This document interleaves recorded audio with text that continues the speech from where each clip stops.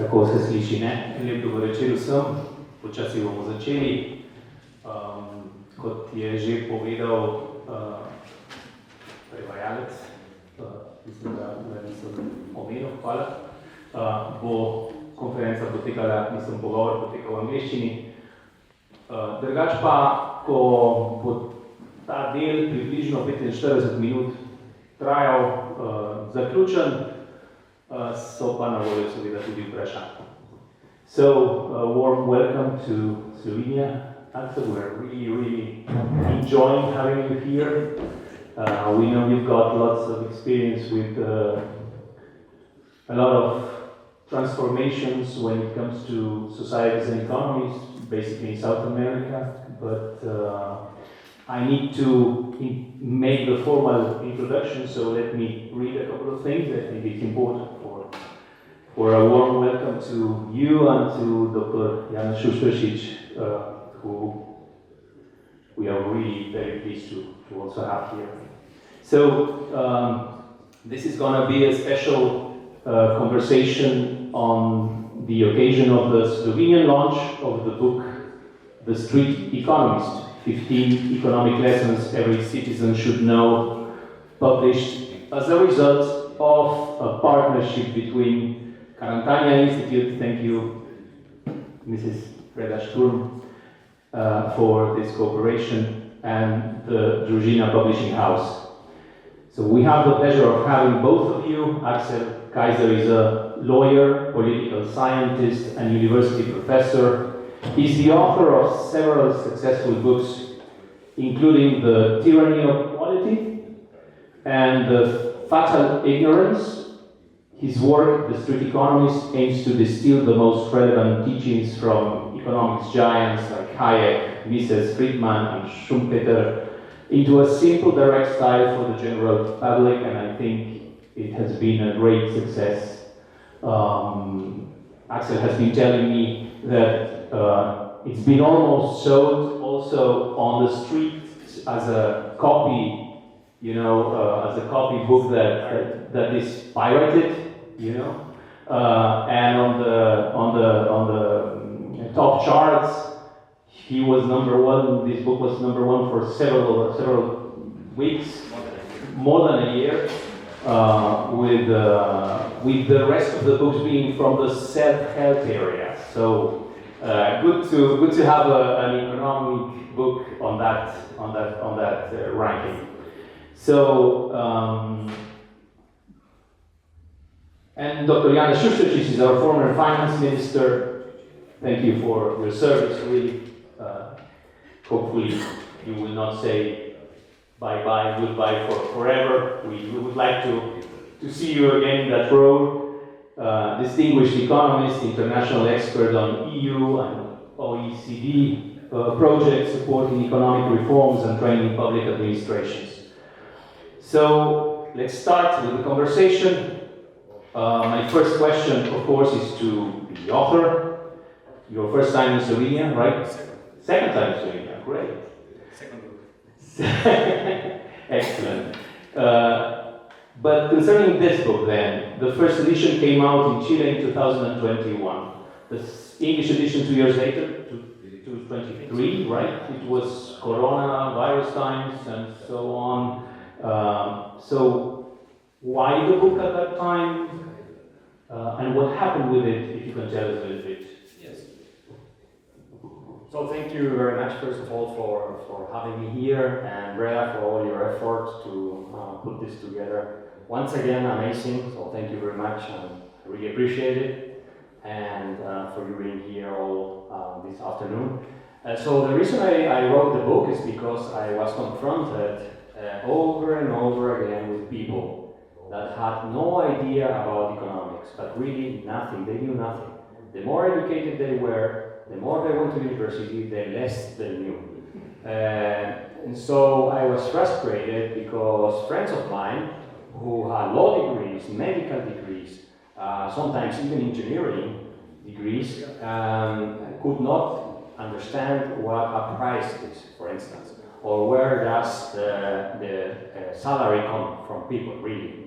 and things like that. So I was thinking, if people really knew more about economics, they would not believe all the lies that politicians tell them. Because basically what politicians, not all, but many politicians do, most of them, is promising you things for free so you can vote for them, right? And then they tell you all sorts of things, and then they start fixing prices, then they blame the inflation on the rich people or on their businesses because they are raising prices. And so people tend to believe this stuff. And it's all nonsense. It's all false. Most economic problems are created by the government. Yeah? Why? Because government intervenes in the freedom of people and in the decisions and the laws of economics, and then you have bad results. And so that's the reason why I wrote the book, and it became a huge best-selling book. I never imagined that I would have the most sold book in Spanish almost in history on economics. So it was, on economics. It was a best-selling book, like you were saying. I was #1 in the rankings, and all the other books were like how to make your relationship last with your husband or your wife, like how do you survive a breakup, and things like that. Everything was like self-help, and so this economics book was #1 for over a year, and it really, the people that were reading it, I see many young people here, I'm very happy about that, where people in school, like 16-year-old people, like also university students, and a lot of middle class and people with low income, which made me really happy. And this is why it was pirated, and it was sold on the streets in Santiago and other cities in Latin America. The pirate version was really low quality, but I was happy about it, because I want the message to spread, right? And so it was, no one could believe how successful this was. So I think there was a need. People wanted to know more, but because I'm a friend of a former finance minister of Chile, who was a finance minister for Piñera. He's a Harvard professor. He was a Harvard professor. He told me, I also wrote a book for the general public, but no one bought it. And I told him, I'm sure you put lots of equations and graphs and things like that. Yes, he told me. That's the reason why people don't know anything about economics, because no one is going to read a book like that, not from the general public. So I'm really, really happy that it made a huge contribution to the free market movement in Latin America in Spanish. It's being read also in the United States, and there was a part of the free market movement very important for Javier Milei in Argentina, because Milei presented this book in Argentina before he was president, and he recommended it also everywhere. So I'm very happy about it. Thank you. Before I jump to Dr. Šušteršičem, I'm curious, the book is structured like it has 15 lessons about economy, right? Were these lessons chosen for a specific purpose because you had that already in mind, or they were topics that actually were raised by the people that contacted you and wanted to learn more about economy, or a little bit of both? It had a lot to do with the fallacies that you observe in the public debate. So not only in Chile, but also in the United States. In Germany, I'm also German. Germany is the most insane country in the world. You know Goethe, the great writer. Well, there are countries that are competing like this. The competition is very stiff. But Goethe used to say that Germans were individually very bright, but collectively very stupid. He didn't put it that way, but he said more or less that, and I believe that. Because if you take a look at the public debate in Germany, I studied in Germany, I did my PhD in Germany, I'm German, and it's completely insane. Like they deal with the energy structure and the energy sector in Germany, it's completely deranged. It's lunatic. So there's a lot of ideology and a lot of fallacies, and also in Chile, and also I'm sure here, I don't follow the Slovenian discussion very much, but I can promise you the topics that you are debating here are very similar to other countries. And so that was the reason why I said, okay, I'm gonna explain this to people. And I really encourage you to buy this book and read it. Not because I want to profit out of it, but because I will donate everything anyway. So, because this made a huge difference among young people especially. And you were telling me that you are leading an NGO with young people and so on. This is crucial for the organization, so people think clearly. Because if you don't fix how people think, you're never going to fix politics. You know? So that is the reason why I put these 15 lessons, which I think are the core of economics in general. Okay, you already mentioned a source of problems, politicians, right? But Dr. Šušteršič in his forward actually talks, of course, in your book you mentioned them too, but he especially focuses on the so-called armchair economists, right? And he also a little bit addresses the anti-capitalist, anti-entrepreneurial environment supporting the government and interventionist measures that limit individual freedoms that we have, probably here and mostly in this region of Europe. I don't want to generalize, but from the perspective of Slovenian Europe, Dr. Šušteršič, where do you see the influence of this armchair economist most acutely?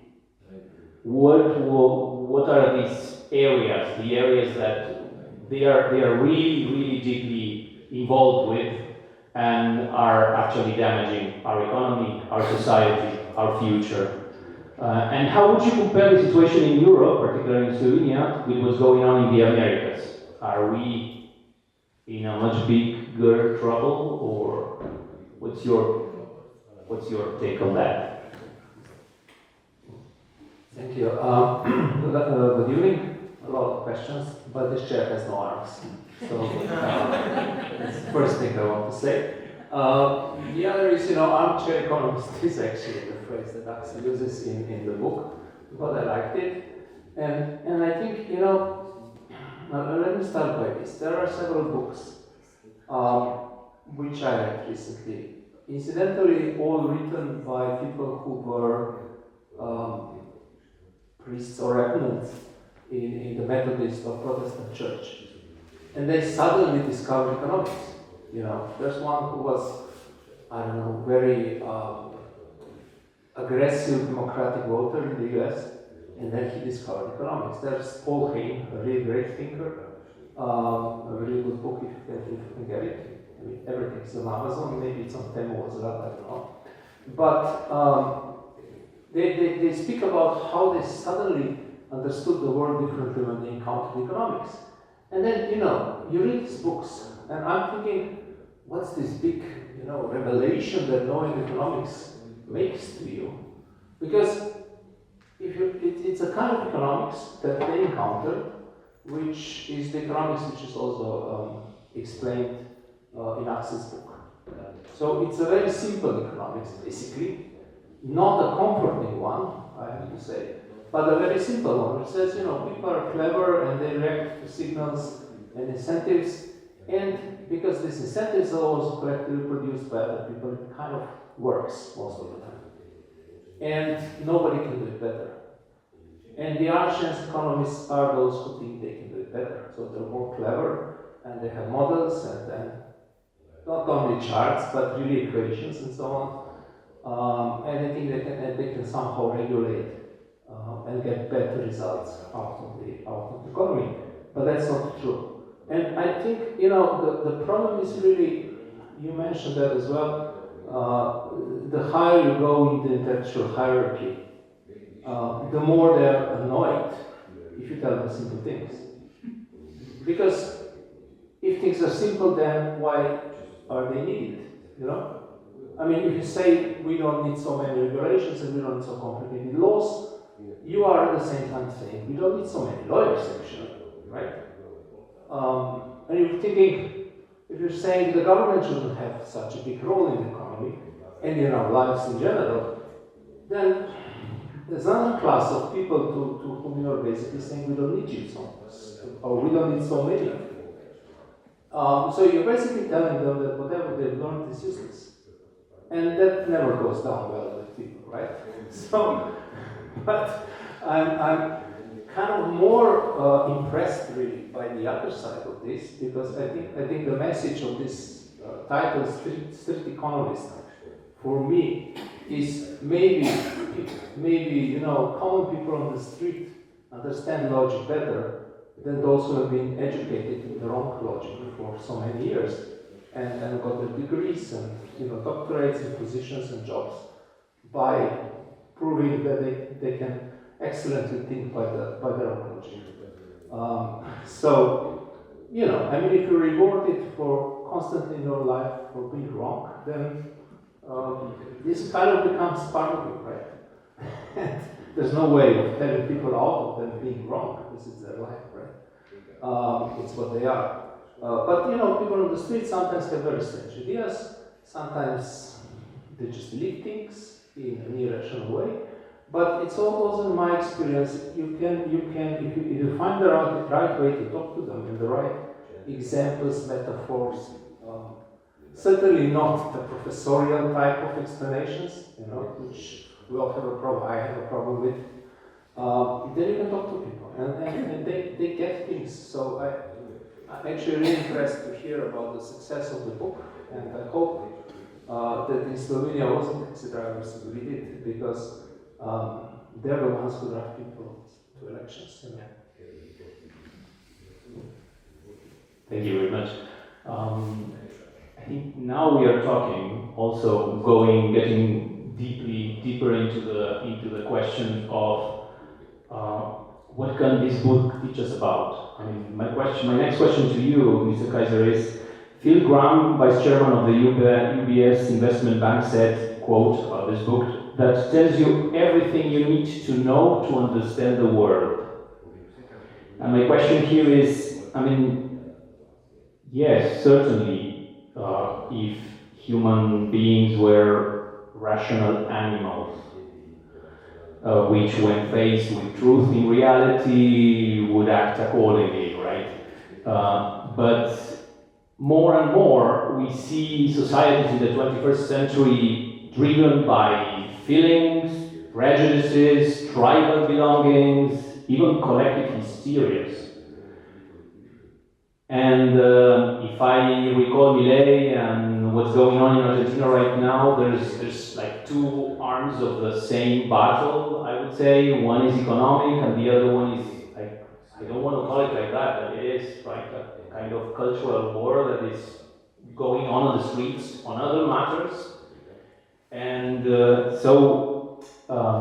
are they in this book we only dealing with the first phase, the first step of the Maslow pyramid, or is there anything more to that? And I would like you to develop this thought. No, this is one of the many efforts that I have done to engage in the battle for freedom. You, of course, need to appeal to rationality, and if you are able to teach children and to teach young people basic principles in economics, then you will have a big success. Because no one is doing that, and actually I have the suspicion that governments don't teach in the public school system, they don't teach economics, basic economics, because they know that students will not believe politicians anymore. So, because most of what politicians say, many politicians say, is not really supported by the facts. And if they are going to give you something for free, what they're really telling you is, I'm going to take money from someone else, I'm going to tax someone else and even yourself, and then I will take the money away. A part of the money I will keep to pay myself a salary, to pay my friends' salaries. Maybe a part of the money I will steal, because there is a lot of corruption, and then I will give you something back, right? But if you understand that, maybe you don't think that redistributing so much wealth is a very good idea, right? It's a very basic economic principle, right? But the thing is that politicians want to have people. I really think that now. I used to believe, I was more naive, but I think many politicians like to have people, in ignorance. So economics is important. But I've written even a fantasy novel, like a Tolkien, like a Lord of the Rings type of book, because the most important thing are narratives and stories. Humans are mostly a storytelling species. So if you really think about the book that has been more influential in the history of the world, which is the Bible, because without it you wouldn't have Western civilization changed the whole world. If you really think about it, it's a story with a lot of philosophy in it, but it's not an academic treatise. It's not, you know, some kind of scientific study, nothing like that. And so you need grand stories and grand narratives that promote the proper values. In the case of Argentina, I played an important role in the cultural war against the left, but also engaging in political philosophy and the moral argument. You have to win the moral argument. The moral argument is extremely important, because what is the problem with socialism and socialists? In the end, if you really distill it to its core, it's about we are good people, you are bad people. That's it. And so, as long as they continue to appear to the public as they are the good people who care about others, who care about solidarity, and you're an egotistical person, you care about the rest and so on, we will continue losing. But we did in Argentina what we did, and I to some extent also did in Chile. Now my brother is running for president, maybe he will be elected in 1 month. What we did was to inverse this situation, and now we have the moral high ground. So they are the people who are ruining people's lives because we managed to persuade a majority of citizens that wealth redistribution by the government is just wrong. It is wrong. That social justice is a fallacy. And that it's immoral to force someone else to work for you, which is redistributing wealth. And things like that. So we can do it. The problem is that we didn't have people doing it on social media with charisma and with the courage necessary to face the other side, who can be very aggressive and very, dramatic in the way they present the thing. So yes, you have to do a whole, a program of cultural and fight in order to win this, and you never win it forever. Freedom will be always threatened. It's just the way it is. So this is by no means enough. And my book Fatal Ignorance was about the cultural war. Morality will always prevail over facts, because people want to feel good about themselves. And so I'm voting for the good people, and I'm supporting the good people. And these are the evil fascists, or evil, as if fascism and communism were something completely different, which they are not. They're basically the same thing. So, this is one of the things that we have to keep in mind. Do you want to comment? I mean, there's one thing that I've been thinking about a lot when I have time, which, these public debates and winning, people on your side with moral arguments, I think that's very true. But one thing that I'm asking myself all the time is, how much is there really, how do people really want liberty or freedom, Because I just read yesterday, so Monday, it's a silly example, but in Zurich, in Switzerland, they had a referendum when they voted about these blowers, the leaf blowers. So I think you used to clean the leaves. So the referendum was about forbidding using those that have petrol engines and those that are allowed. So the electric ones will still be allowed, but only from September to, I think, November or something. And, people voted for this regulation. So, and I guess it was proposed by some NGO, I don't know who proposed it. But the point is, people vote for such things, I mean, you get annoyed by your neighbor who makes noise, and probably you get worried about, that there will be more snow flow and more floods next year because he's using petrol instead of electricity. You don't go to your neighbor, especially not in Switzerland, You don't go to your neighbor and say, look, can you start maybe at 10 tomorrow, not at 7 in the morning, or can you maybe buy something that's not so loud? No. You go to the government. You say, I want to speak with these people, I want to listen to them, but I want you to do something, and that's regulation, And then that's because you don't have it, of course. If you have it yourself, you want the freedom for you for yourself to use it whenever you want and as loudly as you want, probably.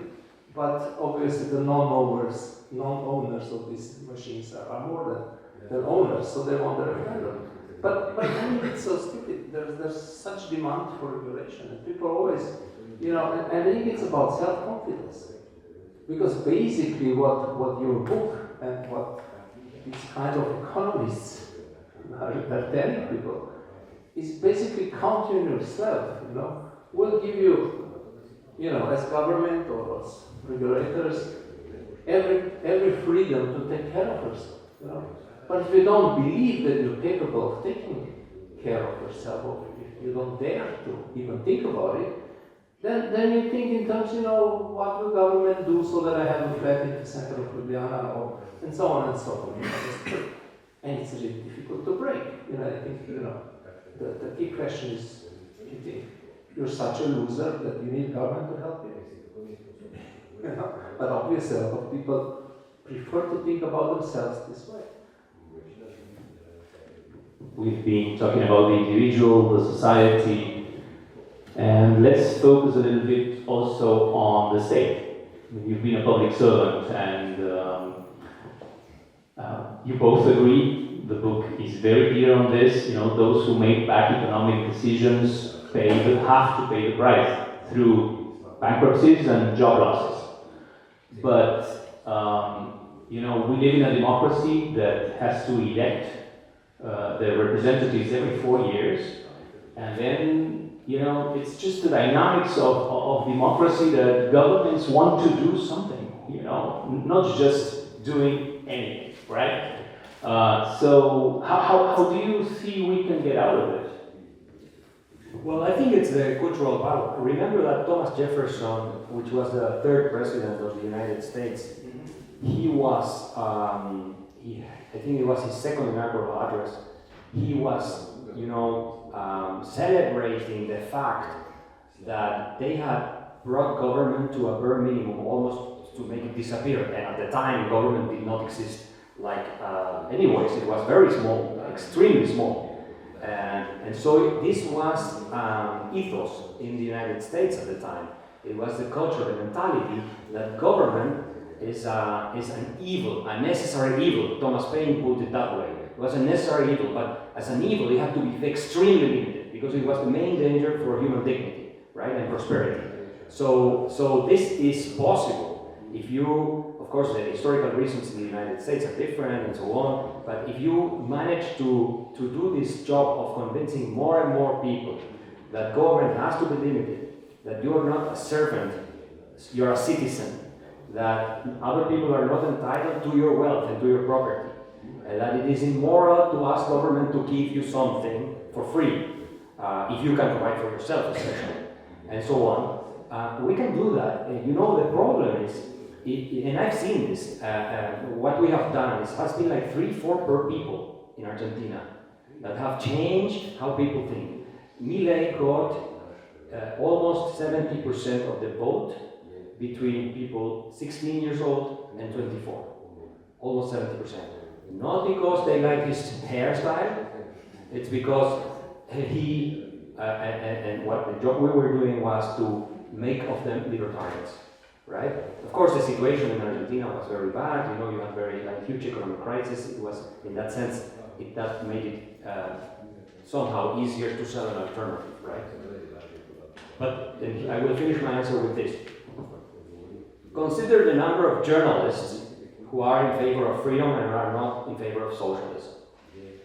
Take into account the number of journalists who are not in favor of statism and socialism and government intervention in Slovenia. What is it? 2%? Like 98% are left or far left? Okay. See, the same is in Germany, the same is in the UK, maybe there are differences, but overall it's the same. Spain, Chile, everywhere. Well, how about school teachers? How about university professors in general, public universities and so on? How about people from culture, actors, telenovela people, musicians, and so on and so forth. Even some sports people. Most of them speak for the left. Hollywood is the best example. Like most people in Hollywood who speak out are like Leonardo DiCaprio and people like that. Inequality is so terrible. Meanwhile, they are driving a Rolls Royce and have private jets and flying everywhere with the private jets. So if you have an overwhelming cultural force like that, on top of all the politicians, not all of them, but most of them, and government employees who live from the state, and so for them it's a good business to, you know. I mean, if you don't have an army that is powerful enough to counteract this narrative, what do you expect? What are the people going to believe in? If you had even 10% of the manpower or the firing power that the left has, and universities, schools, and all of that I mentioned, I think we would be living in a different world. You know, a few people, like 3 or 4 people, changed Argentina. Really. Like, well, not more people, but I mean, the leaders of this change. And the same is in Chile, happening now, and in other parts. So, imagine if you had all of that. If you take into account all the money they spent, it's billions, if not trillions of dollars worldwide, because they have the UN, the European Union, bureaucracy, and all of them saying the same thing. So we cannot win if we don't fight. That's what I'm trying to say. We need people from our side presenting our case. And you need not a lot of people, you need very good people. And then we can make a difference. Cool, these thoughts, because I want to come back to Millet, and maybe what I understand from what you just said and from the book itself is that the moral argument is even more important than the economic one, and that Javier Milei actually won the argument among the youngsters, right? Yeah, because he managed to put morality, he managed to rescue the morality of the free market system, right? Like, the free market is based on something that is the respect for your dignity. If I respect your freedom, you will have a free market. And your freedom is the substance of your dignity as a human being, that I cannot force you to do something that you don't want, and that I cannot take away your property against your will and things like that. And if you frame it like this, it makes more sense and it sticks in people's minds. On top of that, you have to give the technical economic arguments, because you have to win that debate too. You have to do it. The numbers, this doesn't work. So this is a way you can convince other people, right? But the moral case is always stronger because we are moral creatures as human beings. And we sometimes prefer not to, or oftentimes we prefer not to support something that is very efficient if it's evil, and prefer something that is not efficient but is morally right. You know, this is how we work, and it's a good thing. The problem is when we have the wrong idea, and then we think, well, let's solve poverty, let's take away the money from the wealthy and give it to the poor. Problem fixed, very easy. Yeah? And that sounds like morally very compelling. But then we have to come with a moral case that you're creating more poor people, and that you have to explain using economics. And try to explain it in a simple way, which is what I'm trying to do here. If you use the technical arguments of the jargon of the profession, you can forget it, people will not understand. They will not understand. But this is doable. There's one very important twist in the argument you made, Axel, and I just want to point it out. Because your question wasn't, is it moral to give money to those people who are poor? Your question was, is it moral from you to ask other people for money, through government, of course, to do what you like to do? That's much harder to say. Yeah. I mean, and that's why, you know, the moral argument is usually on the left side, because they care about other people, and we don't, you know. But if you twist it, you know, if you twist the debate around not how much or should the government help, you know, poor people and so on, but why do you think the government should be helping you, you know, or not the government? Why do you think your neighbor should be paying for something you want to do? That turns the argument around. It's coming a little bit with things where people can see it. You know, there's this big debate about net metering, and cost of electricity in Slovenia. And I often see articles in newspaper, why should every user of electricity pay for those people who have, I don't know, done what, put panels up and so on. It was their decision, That's coming in such cases and you just have to extend it, because that's the logic of the government. It does, but it's so difficult because even here in Slovenia, you know this, that people don't even want to say that they vote for the right. How many people can, if you have a dinner with a random group of friends, not friends you've chosen, because you can talk freely about politics with them, but just random people, like a business dinner. How many of people are able to say at the business dinner, I voted for Janša last time, They just, everybody else would be saying, oh, this government is great, we're not left government, and those who don't think so, they will just be silent. And it's probably where you can start, or we can start, and there's this crazy phenomenon where people who say, we're not called right-wing things, but for lack of better word, who support the ideas of, liberal economics and so on, they often feel the need to say, in my heart, of course I'm a social democrat, because there's a virtue in being, a social democrat. But okay, if you want to fix economics, we want a little bit of this, but in my heart, I really care about it. And that's the kind of, I care about people, but I think I don't help them by giving them, distributing money and distributing more money and even more money. So that's the kind of arguments we can use. Can I say something? I think it was Winston Churchill, or was it Oscar Wilde? No, Oscar Wilde, I don't think so. But it was Winston Churchill who said, when you are young and you are not a socialist, you don't have a heart. And if you are grown up and you're still a socialist, you don't have a brain. It's like, and I think it's true, because if you really think about the things, you are not going to be a socialist. And think about the greatest thinkers that we have on our country. Friedrich Hayek was a socialist. Milton Friedman was an interventionist Keynesian, more or less. Thomas Sowell was a communist. Diderot Rossi was a Marxist. And so you have so many examples, Douglas North and many others, that, at some point, they were communists or socialists or whatever. At some point, they really saw the light. And said, I was in darkness before this, and then they started changing their own minds and changing other people's minds. So there is a group that we can address in that sense and make them understand that they will be either off with our ideas and that these are the morally right ideas. So don't lose hope. If you lose hope, everything really is lost. I'm coming from the future here. In Chile, we had a constitutional referendum 3 years ago that the left imposed, and they wanted to create a constitution like the Venezuelan constitution. We rejected it. It was Chile, which was the most prosperous country in Latin America for a long time because of free market reform. We were about to lose our country to communism, right? But we managed to save it. But we have to continue this fight and don't lose hope. And the young people there that are working, with a think tank called the NGO, what you were saying is so important. Never be scared of speaking on your mind, because this is how they prevail, by keeping, by forcing the silence upon us, because we don't dare to have the conflict with them.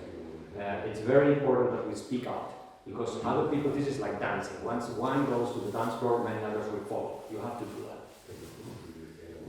Before we come back to Millet and slowly start finishing this conversation, I would like to take the opportunity that we have Dr. Šušteršič here, and again, as a former public servant, and concerning the discussion we had, and from this perspective, which, for a lack of a better term, we call right, okay, but where do you draw the line between a legitimate state function, which would be containing violence, maybe, and all the rest? Where's your line, if I may ask you? Yeah, this one, of course, everybody says that, so public order, defense, and there are a few things which, are maybe better built by the state because of externalities, coordination issues and so on, like basic infrastructure, like roads, basic education, not high education, things like that, basic science probably, research. But a lot of other things are just, I've just done some calculations, I mean, it published some, but which I saw that for 4 years in Slovenia, from 2014 to 2018, the expenditures of the government, so the general government, didn't go up at all. They stayed the same. There was no increase in the nominal number in the euros that the government as a sector spent in those 4 years. And I just did a scenario, which what would we gain if we do this from 2026 on, after elections. And we would gain like 3 billion euros.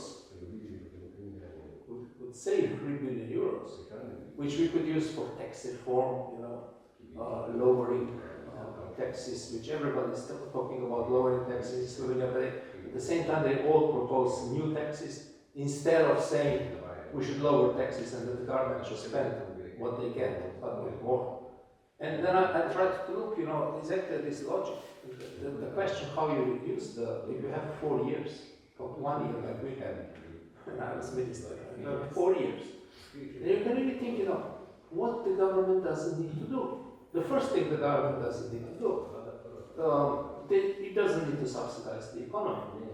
It doesn't need to give money to companies.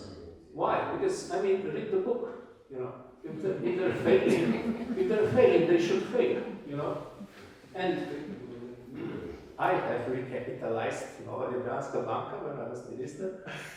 Everybody was doing that, saving like systemic banks. I had privately a few discussions, and I said, what if you don't do it, and the doom and gloom that people saw if the biggest bank failed was just like, there was no, it wasn't possible even to think about it. Even my close colleagues who were, otherwise. And so I didn't push for it. I didn't have a plan. You cannot have a plan like that on your own. But I said many times, afterwards, that I'm sorry that I didn't let it fail. And I said it especially after this book of Radomir Zdin was published, which shows that the whole history of Nova Ljubljanska banka, from the inception to until today, is the history of secret service and so on, until today. So, it should have failed, but it didn't. A big mistake. But that's the first thing the government should be doing, And then you go on, Well, if you don't subsidize the businesses, why should you subsidize people for their hobbies? Or, like art or NGOs and so on. Sorry for that. But, you like to do something, that's great, do it. And accept the life that you can have by doing what you like, Why should you convince somebody else that you're so important that, your lifestyle is worth so much more than the lifestyle of other people? Because that's what it is. Right? Some people like to do that, some people like to do that, some people are very successful in convincing everybody that what they do is so much more important than what others do, so that they get the subsidies from the government. But that's just it. So you need to start exactly. That's a great question. That's the way how you need to start thinking about it. Just do. We had this again. Sorry, please. we had this referendum about this special pensions for like artists who would get some rewards and so on. You know the story. And my wife was very active on Facebook at that time. She actually started being active on Facebook because we had puppies, so she remembered all her friends on Facebook trying to place the puppies, But then there was this referendum, and she became very active, and we have less friends now. but at least it's known how to think about it. It's known how to think about it.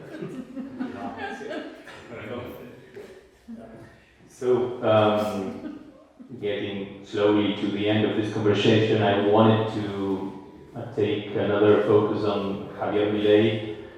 I actually encourage all of you to watch the presentation of the book in Argentina, where Javier Milei actually gave a speech, and his thoughts about the book is really worth watching. But he says in that presentation that, in his praises to the book, that capitalism is not just more productive but also morally superior.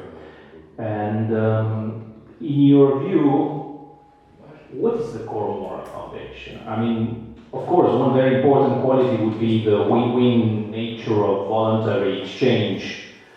But are freedom? I mean, are there other things in play?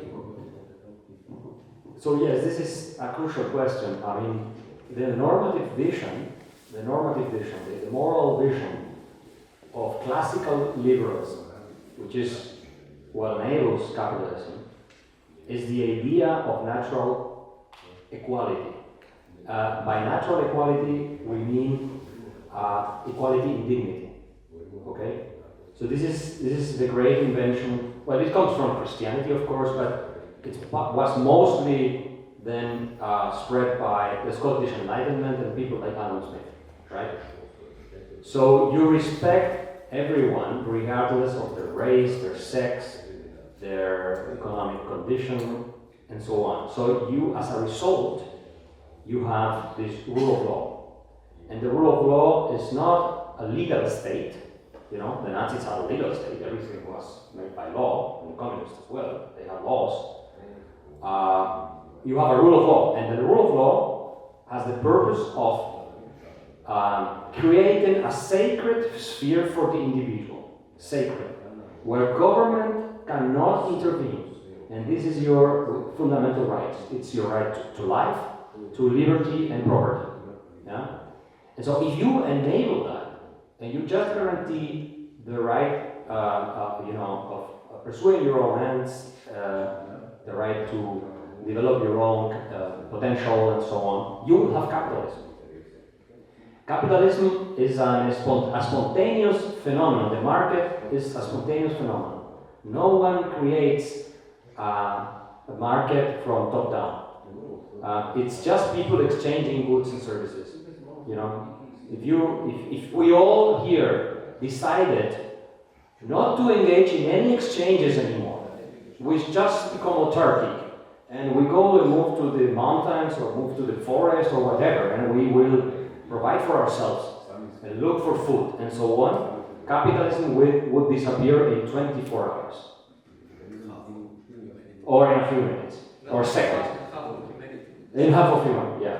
And half of humanity as well. Everyone would die because we would be all poor and we would starve to death, of course. But what Adam Smith says in The Wealth of Nations? He says next year is 250 years from the Wealth of Nations. 4th of July, my birthday. 4th of July and Independence Day also, 250 years. Okay, what does Adam Smith say? That humans have a natural tendency to exchange. And we not only exchange goods and services, we exchange ideas, we exchange culture, we exchange emotions. Yeah? So we are creatures that need each other in order to survive. And this applies not only to family structures and communities, but to the economic problem, which is the most urgent problem of all. The most important problem, or the most urgent problem we have is economic. It's an economic problem. How do I eat? It's resources. If you don't have enough food to eat, you are dead in a couple of days, right? Or clean water to drink. These are economic problems. I don't want to reduce the humans being to that, because we are much more than that. Yeah.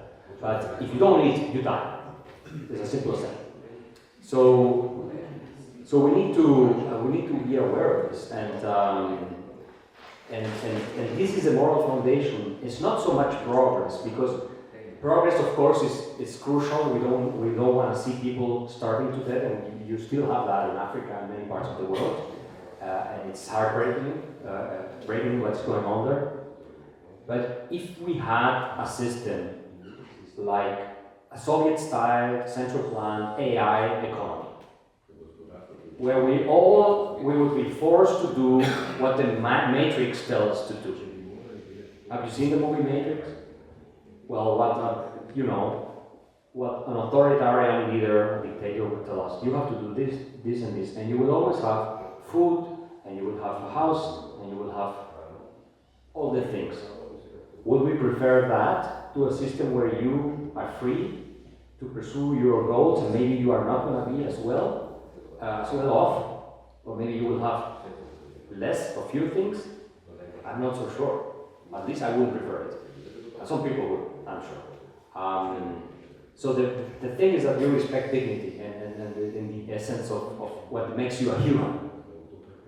If you do that, you have capitalism. Capitalism is just people doing with their lives what they want, respecting other people's fundamental rights. That is capitalism.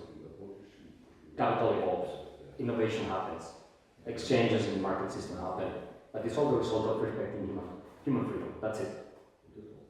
So if you're against capitalism, you're against human freedom, and as a result of that, you're against human flourishing. Yeah? And that doesn't mean that you don't need some regulations and things like that. I'm not saying that. This is the essence, I think.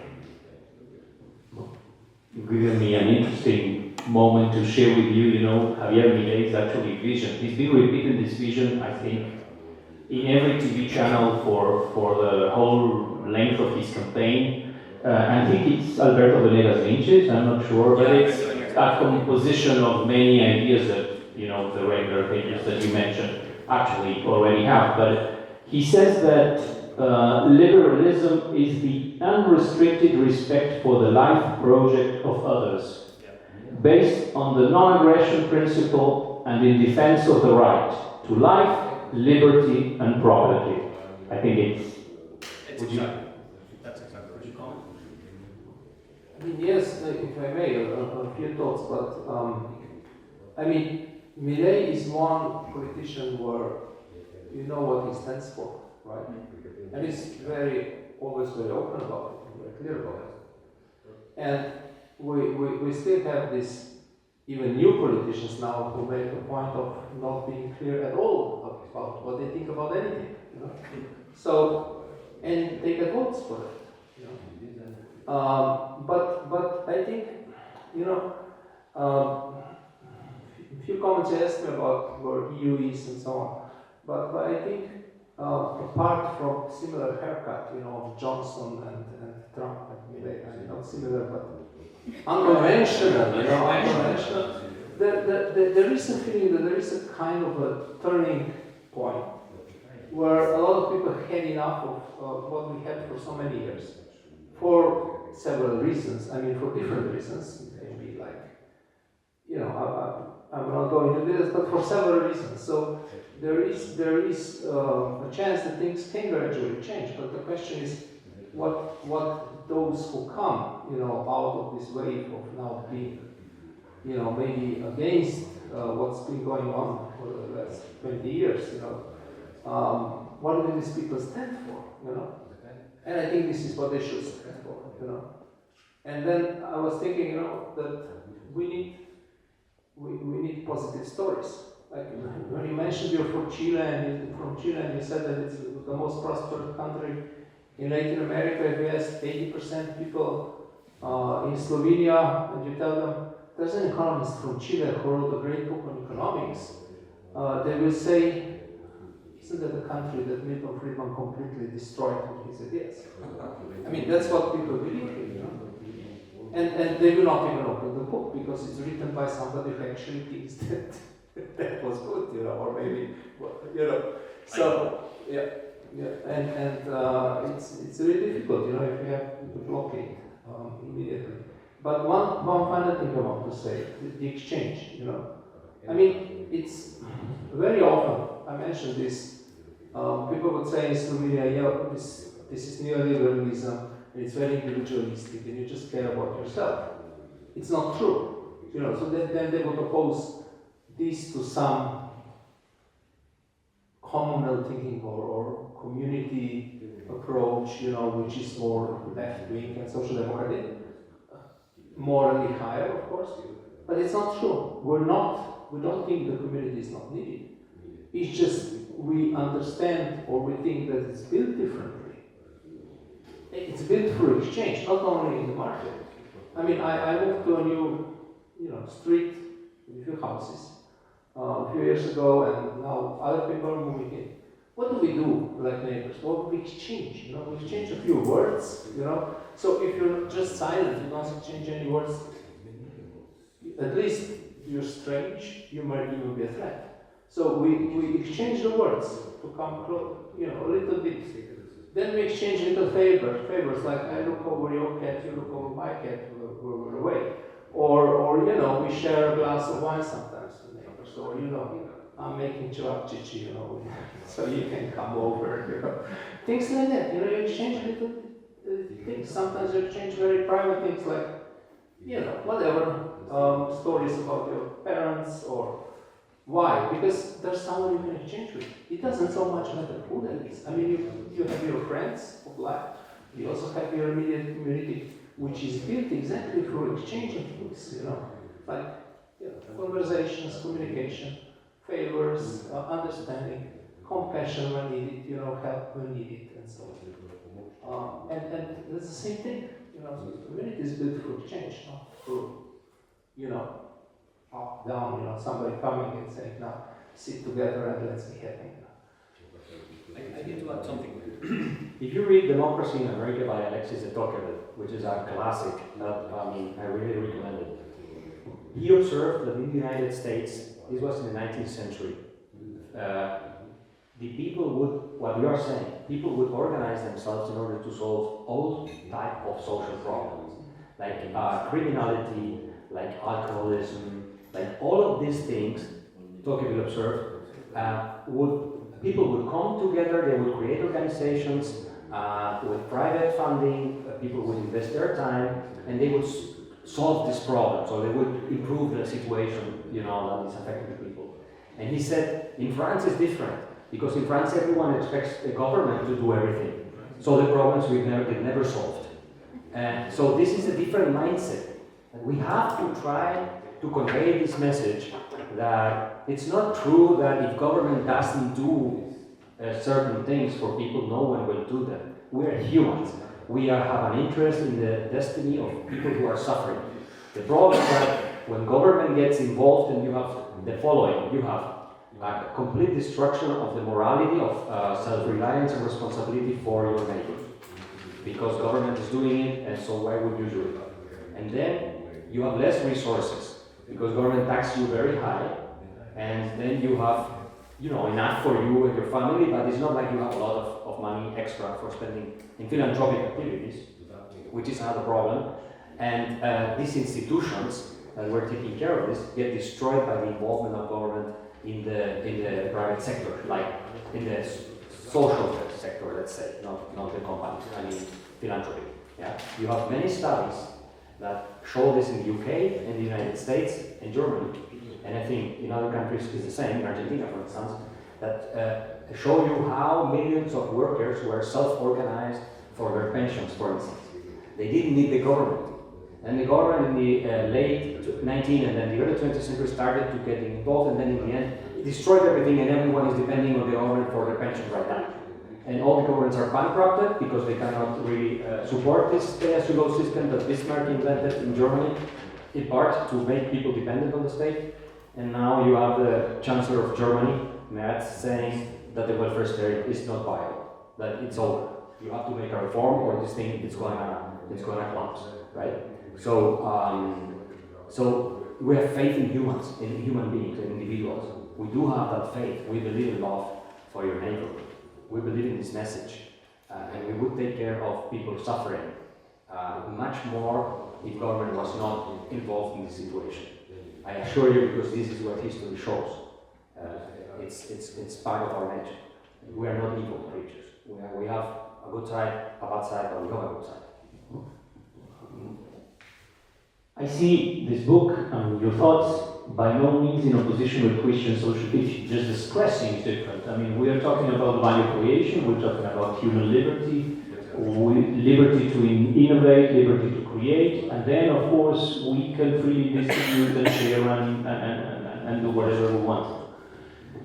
So I think we've come back to the, we came to the end of the conversation. At this point, I would like you to raise your hand and tell me who would like to ask questions. I know there's somebody who would like to make the first question. Reda, please come. And then Thank you. all the rest, please. First, I would like to thank publishing house Družina and Mr. Šušteršič for the introduction work.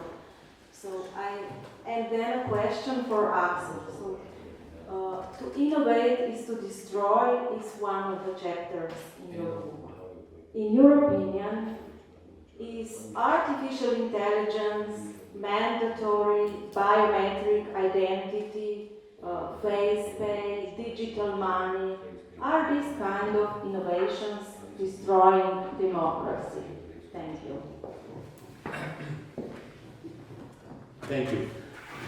So yeah, innovation is destruction, like Schumpeter said, in the sense that, we're a very simple example. If you have the computer, then you don't have the writing machines anymore, right? This industry disappears, you have something better. But what you're asking is a much more crucial point, a much more important question.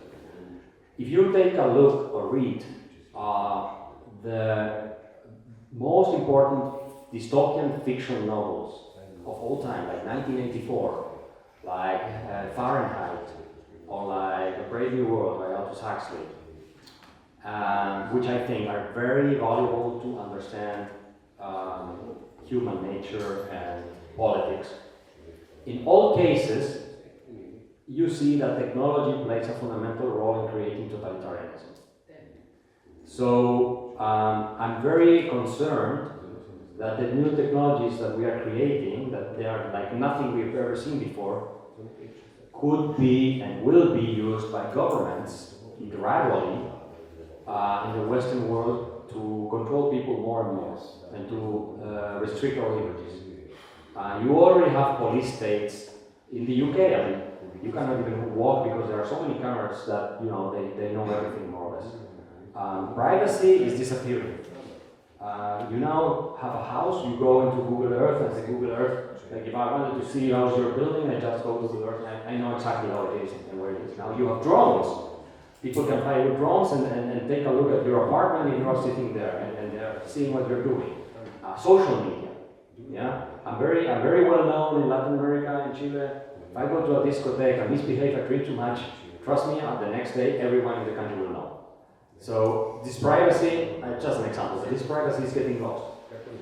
Then the digital money, CBDC, central bank digital currencies, in my opinion, are a very big danger to freedom, because the minute you have that, you will have the power to control in real time what people are buying and selling, and to deactivate people money and to program money, with like the Chinese dictatorship does.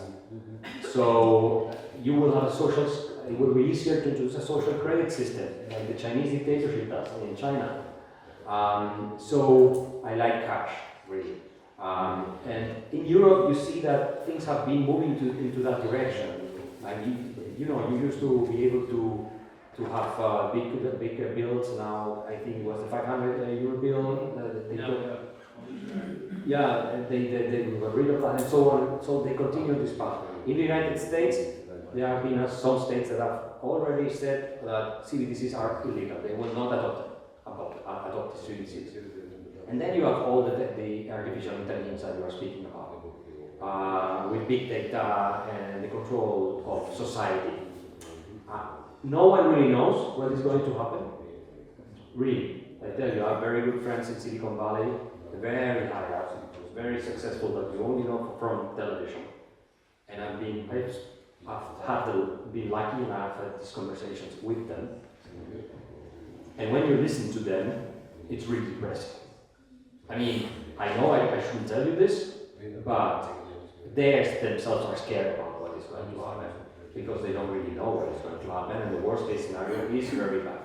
It's very significant anyway.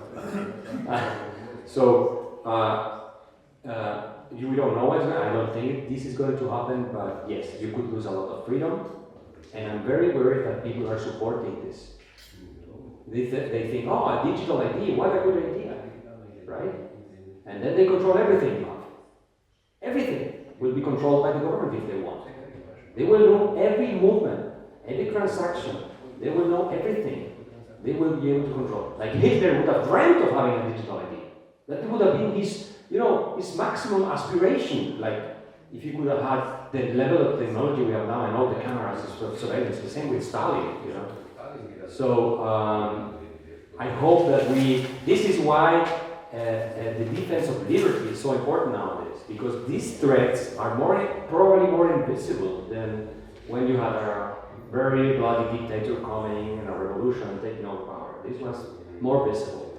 But now, this is this micromanagement of people's lives that it's not so obvious, but it's like being a fish in one of these pools. You're still swimming, but you cannot go out of the pool. That's all you can do. I'm very worried about what you're saying. Wow, questions?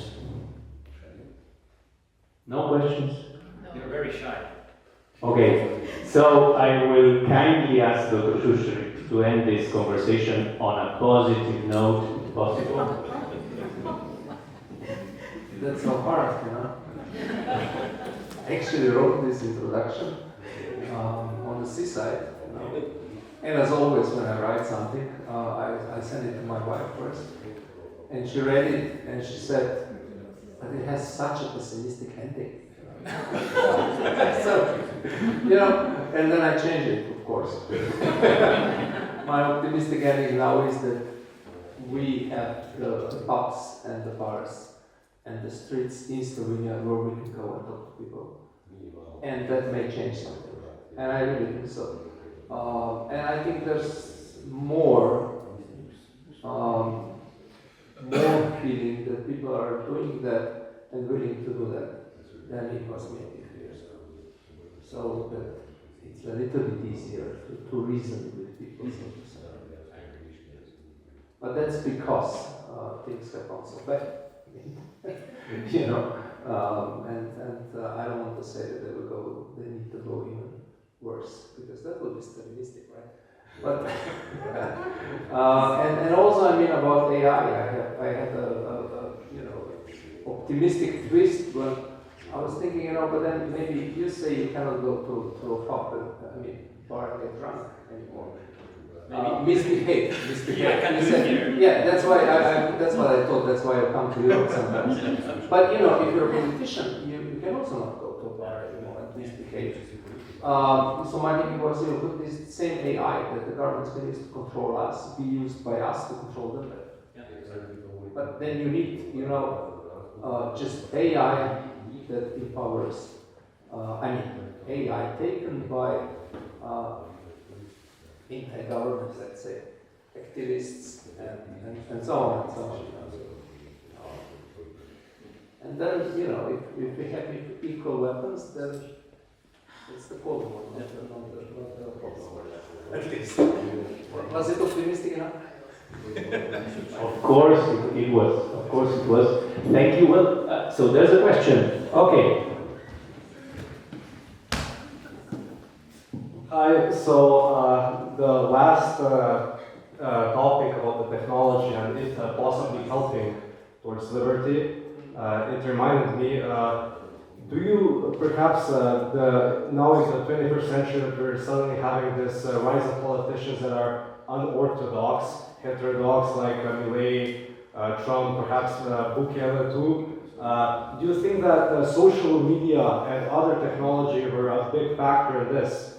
And how that relates? I'm going to leave it open-ended and not add more. Yeah, that's a very Sorry, Michael. Thank you. So that's a very good point, and this is one of the positive things about technology. I don't think that Milei would have been elected without social media. So he was a social media phenomenon, like he was on television also, but he was basically a social media phenomenon, and that's why so many young people voted for him. And the same, I think, it goes for Trump, especially the first time around. So, yeah, I'm not sure in the case of Bukele, but I think he has become, and he was very popular, but he also used social media a lot. And so there is, now the world has become more decentralized in terms of power, communication power, let's say. Because in older times you had to go to television or the main newspaper to be known. But now you have people who are only on Instagram and have 1 million followers. So it's amazing. Sometimes they have even more influence than the most famous journalist or commentator in the country. So this is exactly right. And we have to use that to break the monopoly on culture and the opinion-making machine that socialists have everywhere, journalists and all of these people. And I can tell you to finish this, that many school children in Chile, for instance, they come to me, they recognize me a lot on the street, or university students, but the professors, they tell them things that are the usual stuff, yeah? But then they see a TikTok video of me speaking, or Instagram, or YouTube video. I have some videos with 9 million views and things like that. And they change their minds. So now they're not only listening to the teacher at school, they're not only listening to the professor at the university, they're also listening to public intellectuals or influencers. I also teach at the university, I also go to television and things like that. But when I go to television and I got like 1 minute of a highlight of the debate that was, and I put it on Instagram and TikTok, it's like the views are like this because young people your age, they don't see these political debates that are taking place on television. So yes, it's extremely powerful. I hope with the next technologies will be the same. It's a tool that everyone can use. It's very important, but any politician can use that, right? So you just have to learn how to use it. But there's a deeper point, which is a structural one. You can ask, especially young people, was it better before when we had one television and one newspaper and one truth, or not one truth, but one narrative prevailing? Or is it better today when anyone can say what they want without even asking?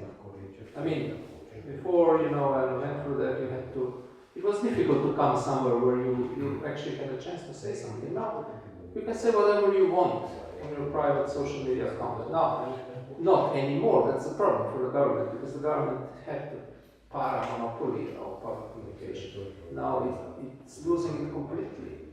And it's coming back, it's trying to close the, regulate this communication. Of course, you see a lot of nonsense, of course, you see a lot of, but you learn by time to distinguish nonsense from non-nonsense. Like we had to learn about the commercials on the TV, which we can believe, which we cannot. We learned that we cannot believe any.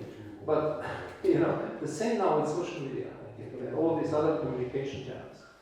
But the point is, it's better to be in the hands of the people, where everyone can communicate what they want, than to have it in the hands of one or a few prevailing monopolies.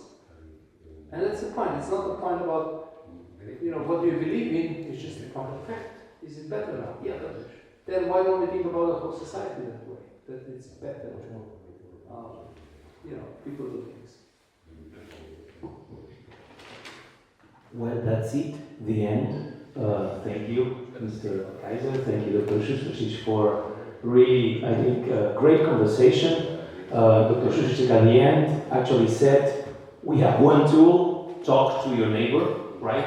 If you can't talk, now you have a book that you can give to your neighbor if you don't have any other option. I tell you, this book has to go all over Slovenia and will give you discounts for, any organization who wants to really share this book to anyone around. I think it's very important that it's concise, it's cheap. Let's go for it and really share the good news of a free society. So thank you for coming, and hopefully we'll meet again in a new gathering organized by us, right? Thank you.